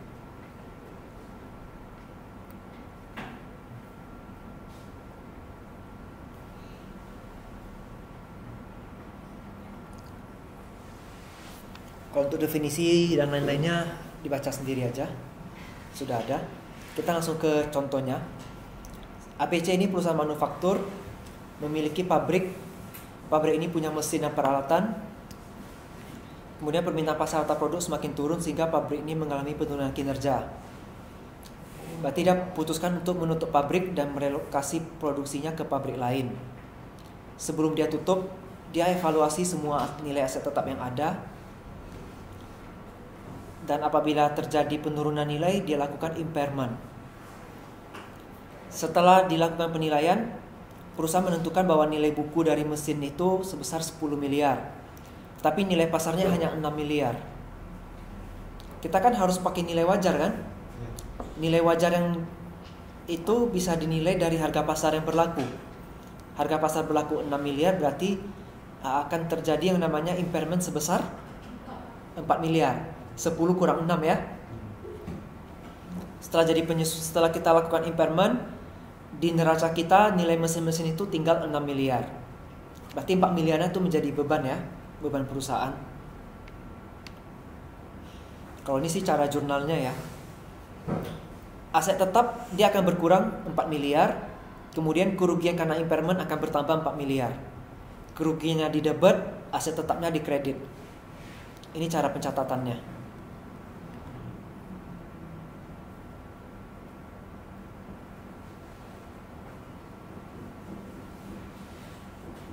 Penetapan akun paham kan? Akun ini bertambah di mana, berkurang di mana. Aset itu bertambah di debit, berkurang di kredit. Modal itu bertambah di kredit, berkurang di debit. Di pengantar akuntansi 1 mata kuliahnya itu. Online ya. Tahun berapa waktu itu berarti? 2021 ya? Iya. Iya, berarti 2021 akhir tahun itu. Semester ganjil.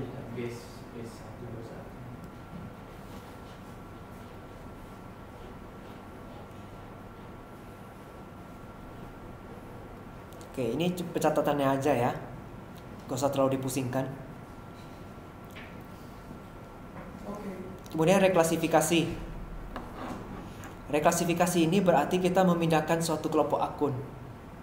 Misal akunnya, kalau paling sederhana gini, kita kalau membangun suatu bangunan, kalau kita langsung lempar ke aset tetap, berarti itu sudah langsung wajib harus disusutkan. Sementara yang namanya bangunan kan paling tidak 6 bulan ya untuk bikin sebuah rumah yang tingkat 1 lah. Selama 6 bulan itu kan ada keluar biaya-biaya terus. Katakanlah di bulan pertama keluar biayanya 100 juta. Di bulan kedua keluar biaya 50 juta. Kalau yang 100 juta di bulan pertama langsung kita jadikan aset tetap, itu berarti 100 jutanya sudah langsung kita susutkan. Sementara bangunan belum selesai. Nggak masuk akal kan seperti itu. Kita tampung dulu di suatu akun yang namanya aktiva dalam penyelesaian. Itu kalau kita investasi pada bangunan ya, ditampung dulu di akun aktiva dalam penyelesaian. Setelah betul-betul siap rumah tuh, betul-betul udah bisa pakai, barulah aktiva dalam penyelesaian itu kita pindahin saldonya menjadi aktiva tetap berupa bangunan. Jadi selama 6 bulan kumpul-kumpul biaya 100 juta, 50 juta dan lain, totalnya menjadi 650 juta misalnya. 650 juta itulah yang kita pindahkan ke kelompok aset tetap bangunan. Jadi jangan langsung ke bangunan, jangan langsung ke aset tetap. Bikin dulu satu tempat, satu akun untuk nampung biaya-biaya itu semua ya. Itu namanya reklasifikasi, pemindahan.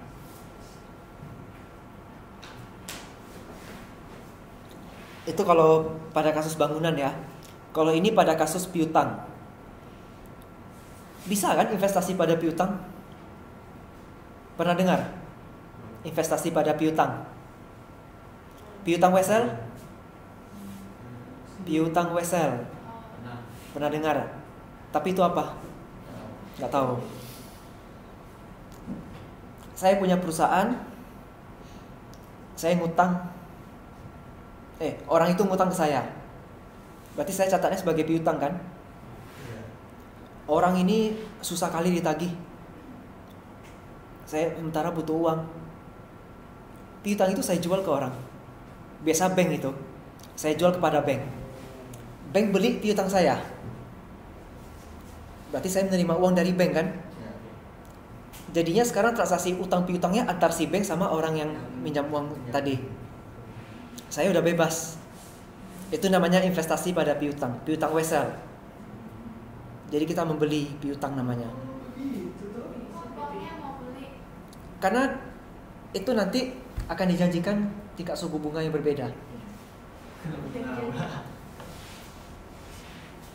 Tapi yang utang sama perusahaan tadi, dia juga harus setuju juga. Harusnya begitu ya, secara prosedur harus saling tahu. Karena saya butuh uang cepat kan. Kalau mau nunggu dia bayar lama, mending saya jual aja ke bank. Saya langsung terima cash. Sisanya biar urusan orang itu sama si banknya aja. Itu namanya investasi. Agak aneh sih kalau dibilang investasi pada piutang ya.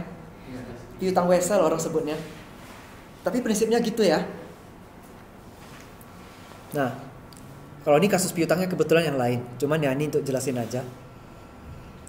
Piutang usaha sebesar 1 miliar, kemudian diputuskan untuk direklas sebagai piutang usaha yang sudah macet atau sulit untuk dilunasi. Diperkirakan yang hanya bisa ditagih 500 juta.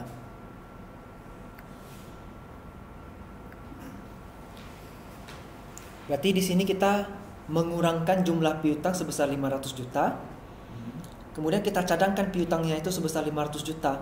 Artinya kalau suatu saat misalnya ini kan 31 Desember 2023. Kalau 2022. Kalau suatu saat di 2023 rupanya memang nggak bisa lagi dia bayar, mending kerugiannya kita akui di 2022 terlebih dahulu kan, daripada kita akuinya di 2023. Begitu. Itu prinsip konservatisme akuntansi juga. Oke. Ini juga kemarin udah dibahas pada saat piutang ya. Berikutnya derivatif. Pernah dengar instrumen investasi derivatif? Itu dia produk turunan dari investasi yang utama itu. Dia pakai sistem kontrak. Kemudian di sini ada bisa mengurangi risiko terkait fluktuasi nilai aset dan komoditas. Yang paling umum itu ada future, option, dan swaps. Ini kalau yang di trading forex akan fasih ya dengan istilah-istilah seperti ini. Saya karena tidak terlalu forex juga, saya cuma tahu-tahu dasarnya aja. Ini future ini biasanya trading komoditas, minyak sawit, gandum, minyak jagung, minyak mentah, nikel, tembaga, emas gitu ya. Perusahaan-perusahaan komoditas yang biasanya pakai futures. Futures itu tadi kan ada future, mana tadi? Future, option, dan swap. Ini intinya sama, untuk melindungi nilai. Nah, kita lihat satu dulu, future. Minyak kelapa 100 ton dengan harga 10 juta per ton. Jika harga minyak kelapa naik menjadi 12 juta per ton, maka si XYZ tetap dapat menjual minyak mereka dengan harga 10 juta per ton. Sehingga mereka dilindungi. Ini mungkin salah nih, ini bukan menjual. Harusnya membeli ya. Iya.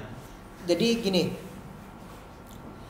ketika di masa depan diperkirakan harga beli minyaknya itu adalah 12 juta per ton, kita bisa bikin kontrak future dulu. 12 itu kan belum pasti ya, Pasti. hanya perkiraan kita. Kita kunci dulu dengan harga 10. Tentu pakai premi juga bayarnya ya, sama kayak yang sebelumnya tadi. Dengan begitu, ketika harganya rupanya menjadi 12 juta per ton, kita bayarnya tetap 10 juta per ton, tambah premi. Preminya berapa per ton lah, kita nggak tahu kan, tergantung broker dengan si transaksinya ya. Jadi dengan adanya lindung nilai seperti ini, perusahaan-perusahaan minyak kelapa ini tidak perlu khawatir ada terjadinya lonjakan harga.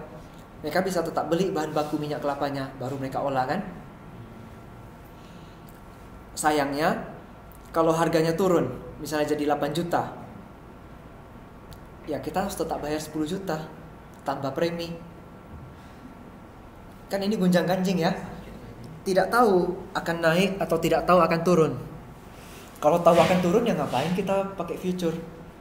Tapi karena kita menduga akan terjadi kenaikan, makanya kita beli future. Kalau ini option saham, udah ya tadi kan. Kita kunci harga sekian, dia naik atau turun kita tetap bayar premi juga yang $2 per lembar tadi ya. Ini cuma contoh yang lainnya tapi sama. Kemudian hedging. Hedging ini untuk yang kurs. Prinsipnya sama. Misalnya hari ini tanggal 10 Mei. Kurs dolar 14.500.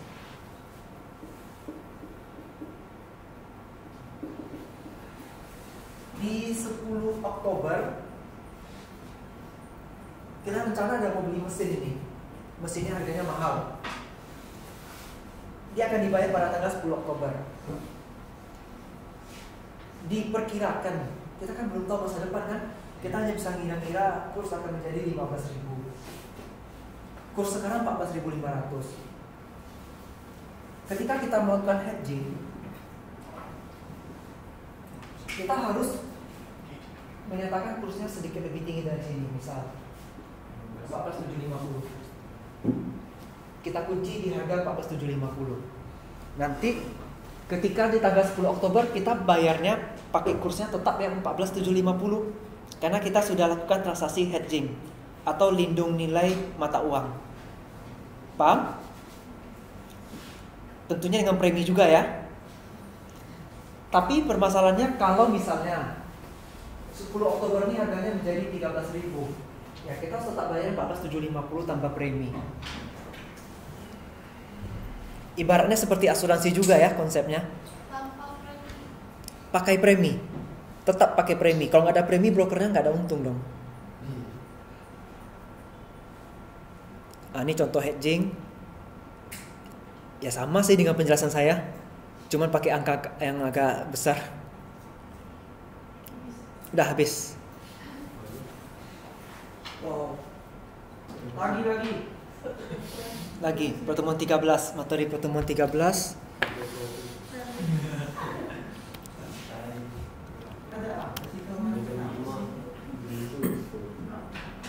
Ada yang mau ditanyakan dulu tentang investasi dan lindung nilai? Aja sampai pertemuan 16. Langsung puas di tempat.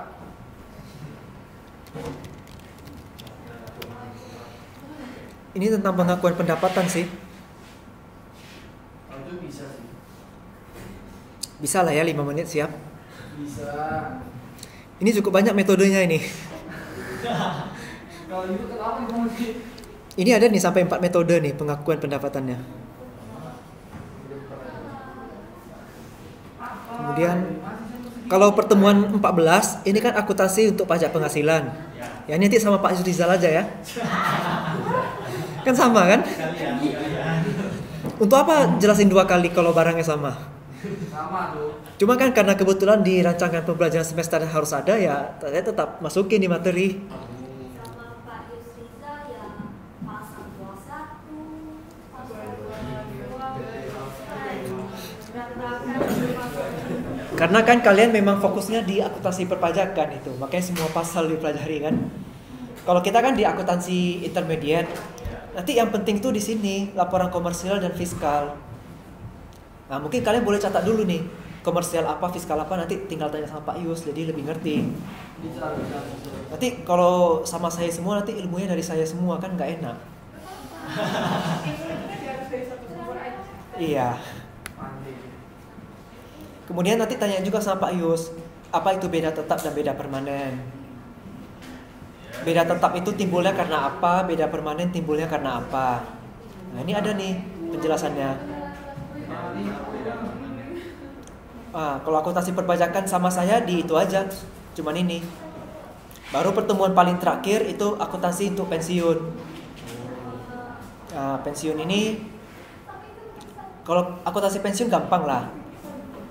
Ini materinya persis saya ambil dari PSAK 18. Jadi tinggal kalian Google aja PSAK 18, ini isinya sama. Ya intinya bagaimana kita menghitung dana pensiun yang baik supaya misalnya kalau terjadi PHK massal perusahaan kan harus bayar pesangon kan?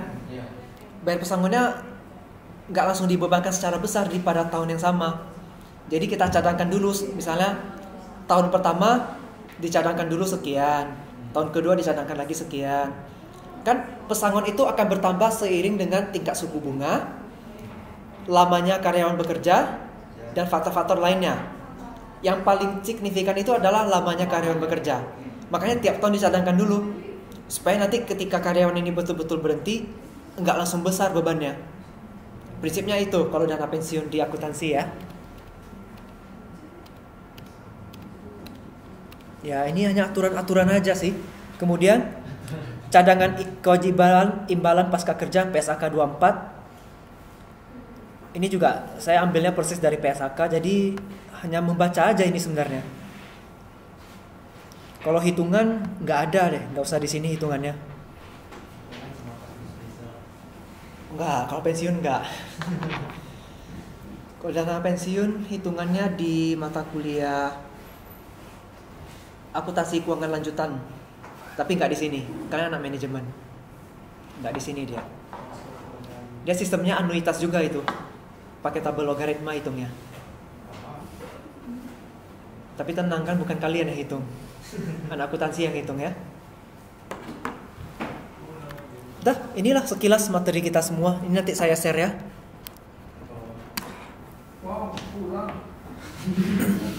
Bukan pulang, berpisah. Udah nggak akan ada lagi. Ayo karaoke dulu kita. Sampai jumpa di lain hari.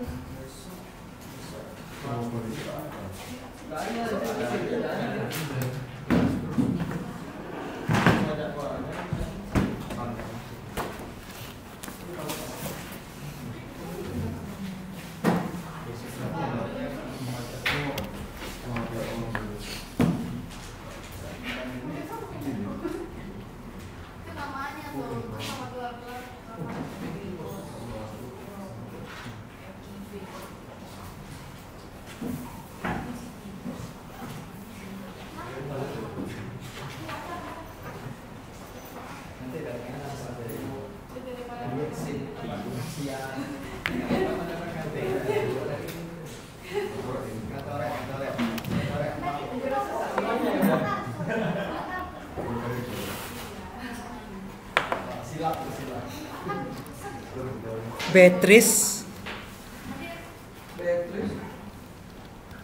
ini akan jadi terakhir kalinya saya manggil nama kalian loh. Dita Hendrawan Simamora,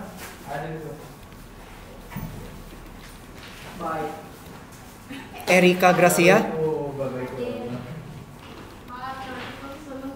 Eriko Yowandri, Erika, Faradila Rahim, Febrianto,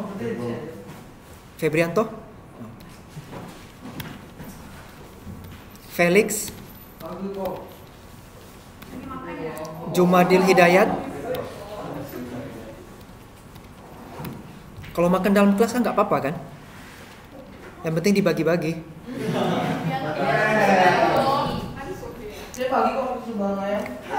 Kevin Natawijaya, Marni Sari, Michael,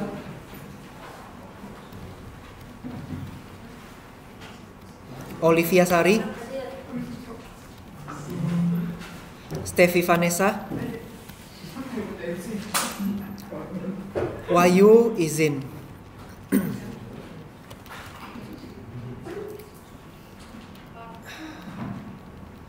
Ini tinggal satu aja masalahnya sih, si Stephen ini. Udahlah, sama Bu Tessa juga nggak aman dia kan? Jadi gimana? Coba simpan. buat nanti.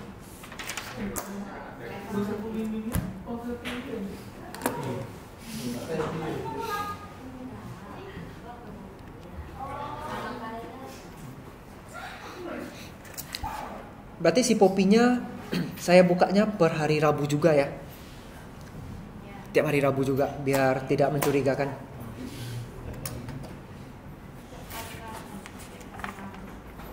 Kali ini langsung full semua absen. Ya. Dia langsung dipanggil. Ini kok udah pertemuan 16 ya? Dari mana ceritanya? Coba ya. Oke, ada yang mau ditanyakan terkait pembahasan kita hari ini?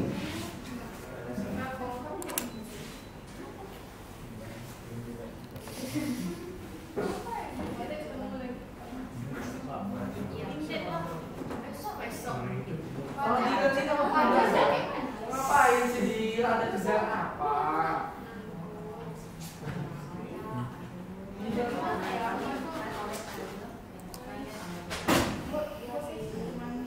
KRS kalau yang belum bawa, kalian ada kuliah hari apa aja? Hari Senin, Selasa, Rabu, Jumat. Nggak pas juga dengan jumpa saya itu. Selasanya jam berapa? Selasanya jam 1 Sampai jam? jam 5. Oh, berarti Selasa masih bisa karena saya Selasa jam 5 ngajar di sini. Kalian Selasanya di sini? Semua di sini. Ya udah, berarti yang belum bawa KRS hari Selasa itulah. Selasa yang besok ini kalian online atau offline? Nah, oke. Yang belum bawa KRS berarti Selasa itu ya? Ya nggak ditandatangan juga nggak apa-apa sebenarnya. Asalkan nilainya sudah keluar isi Popi. Itu hanya bukti aja sebenarnya. Ada yang mau tanyakan sebelum kita berpisah? Kalau biasanya kan sebelum sampai kita jumpa minggu depan kan? Kalau ini udah berpisah namanya. Apa kesan dan pesannya kok? Pengajar di kelas Pengajar di kelas B1 dibandingkan kelas lain gitu. kayak ada manajemen. Kalau kelas ini kebetulan jumlah mahasiswanya kan sedikit, 16 orang ya. Ya. Lebih enak. Kalau sampai 30-an gitu nggak enak kelasnya. Pusing ya. Udah beradu bicara ya. Jumlah orang banyak tapi nggak ada yang berpendapat sama sekali. Kalau ini jumlah orang sedikit tapi berpendapat terus. Mereka AFK, kami lagi farming kok. Karena ada Felix aja kok. Kalau nggak ada Felix juga nggak. Apalagi Steffi nilainya tertinggi sekelas kan. Ya. Farming ya. Siapa yang tertinggi kedua kok? Spill. Spill kok, top 3 siapa kok? Siapa top 3? Apa? Tuntas nggak kok? Apanya Spill tuntas? kok, top 3. Eriko. Pokoknya nilai percaya aja lah. Iya, ini modal keras ini, trust. Yang tertinggi kan Steffi. Enko Nicholas Mitras. Siapa lagi kok? Skill. Felix masih tinggi. Kita harus optimis dan pede. Jadi orang yang nomor 2 dan nomor 3 tertinggi itu nilainya kebetulan sama. Jadi nggak tahu nomor 2 siapa, nomor 3 siapa ya. Nah, jadi siapa? Nilainya sama. Siapa itu? Dia satu cewek satu cowok. Oh, Eriko. Eriko Kevin. Satu cewek satu cowok. Ya, kalau maksudnya yang cowok di antara kalian dua gitu. Ya kok. Pokoknya satu cewek satu cowok lah. Ya cowok siapa kok? Eriko gitu. Nanti kan tahu juga kan pas di KRS. Spill. Kok ini apa di spill ya? IP orang apa di spill ya?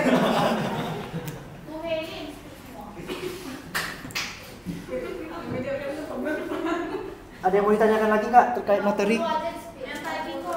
Ya. Materi apa? Fadila mendengarkan dari tadi Fadila. Apa itu future value?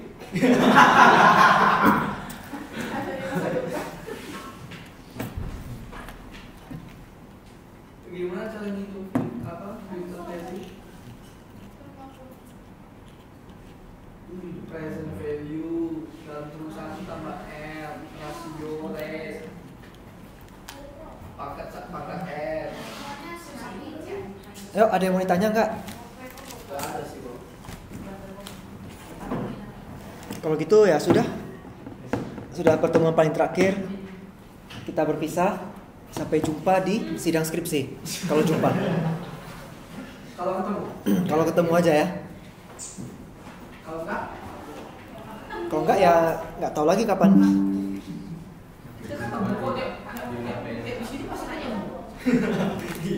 Saya kan prodi akuntansi. Saya ngajarnya akuntansi. Sampai ketemu minggu depan pada saat pengisian KRS. Ya. PKL tuh semester minggu. Kalian kan kena kurikulum baru, jadi PKL dan BP terpisah. Cuma saya nggak tahu kalian PKL-nya atau BP-nya duluan. Yang jelas semester depan. Yang jelas dapat keduanya. Kalau BP duluan. BP itu nggak salah 3-5 orang ya. 3 orang. 3. Oh iya ya 3. Dia gabung bisa 5 tuh karena gabung ke Filkom itu. Dari sini 2 atau 3, dari Filkom 2 atau 3 juga. Bisa juga tiba-tiba nanti digabung gitu. Tapi bisa juga sendiri. Maksudnya orang akuntansi sendiri atau orang manajemen sendiri bisa. Mau gabung ke Filkom bisa juga.